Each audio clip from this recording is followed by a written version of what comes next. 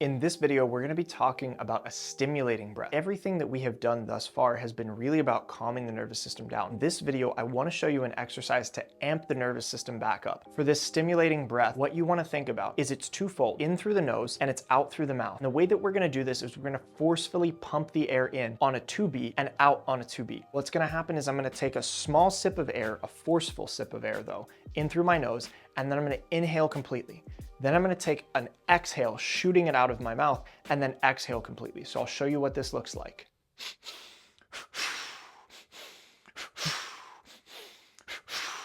Let's give it a shot. What we're going to do is we're going to do 5 cycles of this breath. And I want you to really push yourself, because afterwards, you're going to start to notice you may be a little bit lightheaded. But one thing that you're going to notice is you're very, very energized. So let's go for it. Whenever you're ready, we're going to take our first breath in and go.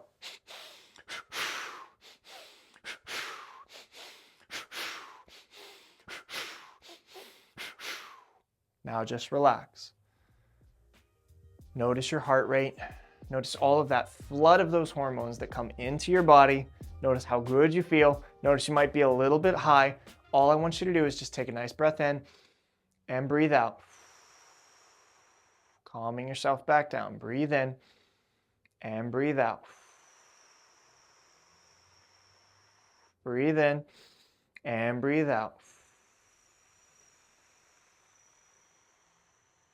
Now I want you to really push that exhale. Breathe in and breathe out. Push that exhale. Longer and longer and longer. This brings us to our last breathing exercise. It's called heart rate variability, and it works very well when we do our stimulating breath and then go into heart rate variability breathing. So the way that we do HRV breathing is really simple. What you're going to do is you're going to inhale, let's say for a count of 3, and you're going to exhale for at least twice the amount of time. So if I inhale for 3 seconds, I'm going to exhale for 6 seconds. The longer that I can exhale for versus the amount of time that I inhale, the more I'm going to put myself into a parasympathetic state. So we're going to inhale for a count of 4, and then we're going to exhale for at least a count of 8. I want you to push it maybe even to a count of 10. I'm going to do this for 5 cycles, and I want you to just notice how much more relaxed you feel by the end of this. And with each and every one of those exhales, what I want you to do is I want you to imagine that you're just relaxing your entire body. Relaxing your belly, relaxing your mind, relaxing all of your muscles. It's going to train your nervous system. When you exhale in that long form, you can just relax. So let's go. Inhale through that nose for a count of 4. And exhale through pursed lips like you're pushing through a straw. Keep going. Almost there. And inhale.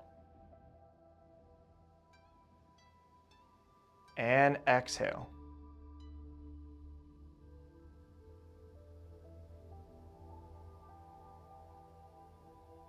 Inhale. Exhale. Relax. Inhale. Exhale. Relax, relax, relax. 2 more. Inhale. Nice and easy inhale. Exhale. Relax, let go. Let that breath just flow. That's it. All the way to the bottom. And inhale. Exhale. I'm going to go a little longer this time. Relax your body. Relax your mind. Let that breath naturally flow. And inhale again.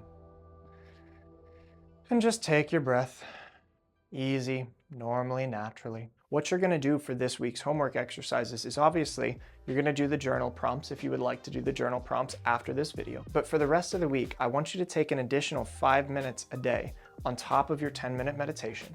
And what I want you to do is I want you to do a little bit of that stimulating breath to just amp yourself up.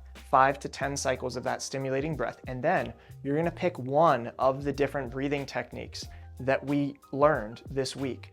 Whether it's box breathing, coherence breathing, the physiological sigh, or even the heart rate variability breathing. You're gonna pick one of those, a different one each day, and you're gonna use that to down-regulate your nervous system. And I want you to start to notice the difference between each one of these tools. Much like a carpenter wouldn't want to go to a work site with only a screwdriver because maybe they needed a hammer, we have to start to distinguish what the benefit of each one of these tools is and starting to understand when to use them. And through this process, you'll start to understand when your nervous system gets amped up, when you start getting stressed, when you start feeling like you might be burning out.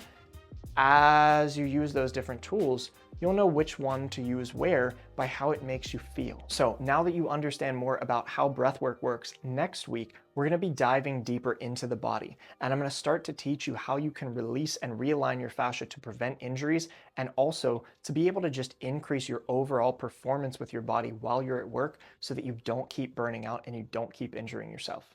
So I'll see you next week.